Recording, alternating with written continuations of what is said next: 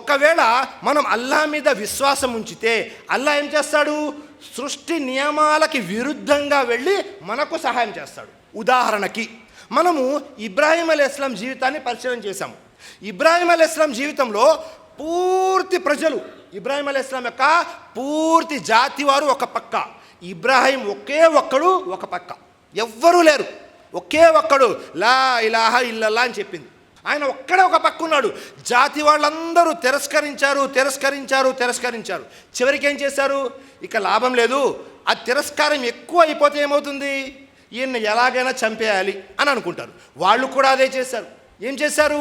ఇబ్రాహీం అలైహిస్సలాంని ఎలాగైనా సరే అగ్నిలో పడవేయాలి అనుకున్నారు. ఇబ్రాహీం అలైహిస్సలాంని వీళ్ళందరూ తీసుకువెళ్ళి పడవేశారు. ఎక్కడ? అగ్నిలో. అగ్ని యొక్క గుణం ఏమిటి? కాల్చాలి. కానీ ఇబ్రాహీం అలైహిస్సలాం కాలారా? కుల్నా యా నారు, సృష్టికర్త అల్లాహ్ తఆలా చేస్తున్నాడు, మేము ఇలా ఆజ్ఞాపించాము, యా నారు, ఓ అగ్ని, కూనీ బరదం వసలామన్ అలా ఇబ్రాహీమా. సుబ్హానల్లాహ్. సృష్టికర్త అల్లాహ్ తఆలా తెలుస్తున్నాడు, యా నారు, ఓ అగ్ని, నీవు ఇబ్రాహీం కోసము చల్లగా మారిపో. సుబ్హానల్లాహ్. ఒక్కసారి ఊహించండి, ఇక్కడ అగ్ని రాజేసి ఉంది, మనము చేయి పెట్టాం కానీ కాలటం లేదు. అవుతుందా? ప్రపంచంలో ఎక్కడా అవ్వదు. ఎవరికి అయింది? ఇబ్రాహీం అలైహిస్సలాంకి అయ్యింది. ఎందుకని? ఇబ్రాహీం అలైహిస్సలాం అలాంటి అచంచలమైన విశ్వాసం కలిగి ఉన్నారు. మరి అలాంటి విశ్వాసము మీలో నాలో ఉందా? ఈరోజు మన ఇంటి వాళ్ళే అన్నారనుకోండి, అమ్మా నేను 5 పూటల నమాజ్కి వెళ్తున్నారు. మా అబ్బాయి ఏంటి 20 సంవత్సరాలు వచ్చినాయి, ఇప్పుడే గడ్డం పెట్టేశాడు, ఇప్పుడే నమాజ్ అని మస్జిద్కి అతుక్కుపోతున్నాడు. అరే బాబు, ఇలాగైతే కుదరదు, నువ్వు వెళ్ళి సంపాదించాలి అని మన ఇంట్లో వాళ్ళే మన అబ్బాయిని ఆపేస్తుంటారు. అవుతుందా లేదా?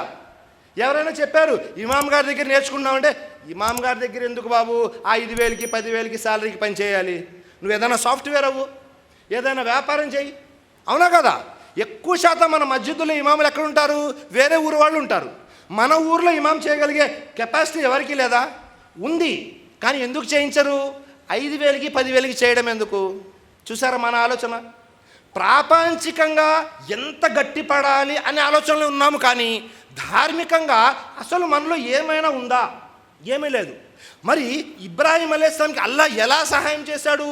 అగ్ని అంటేనే కాల్చేది, అలాంటి అగ్నికి అల్లాహ్ ఆజ్ఞాపించాడు, యా నారు, ఓ అగ్ని, నీవు ఇబ్రాహీం కోసము చల్లగా అయిపో.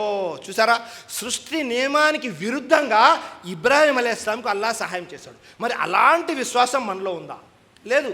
చిన్న విషయం, మనకు వివాహం అయింది, ఇంకా పిల్లలు పుట్టడం లేదు, ఒక 4 సంవత్సరాలు అయింది. ఎవరో వచ్చి అంటారు, ఏంటి 4 సంవత్సరాలు అయింది ఇంకా పిల్లలు పుట్టలేదా అనగానే వెంటనే కంగారు. అటు ఆడవాళ్ళ పక్కన, మగవాళ్ళ పక్కన, అరే నీలో ఏదైనా లోపం ఉందనుకుంటారు. అనగానే ఇంకా స్టార్ట్, వేట ప్రారంభమైంది. ముందు ఫలానా మనకు దగ్గరలో ఉన్న దర్గా ఏముంది, అక్కడికి వెళ్దాం. క్యాకర్నా భయ్ చాదర్ చడావు, నైతో కోపర్ ఫల్ మారో. ఇదే కదా?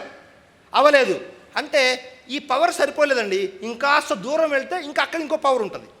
ఏమీ లేదండి, ప్రపంచంలో అల్లాహ్ అనుకున్నదే అయ్యిద్ది, మీరు నేను అనుకున్నది ఏది అవదు. విశ్వాసులు ఎలా ఉండాలి? హస్బునల్లాహు నియమల్ వకీల్. నమ్ముకున్న వాళ్ళు అల్లాహ్నే నమ్ముకోవాలి, ఇంకెవ్వరిని నమ్ముకోకూడదు. విశ్వాసులు మాత్రమే అల్లాహ్ని నమ్ముకుంటారు. ఒకవేళ మన విశ్వాసము వేరే వారి మీదకి వెళుతుంది అంటే దాని అర్థం ఏంటి?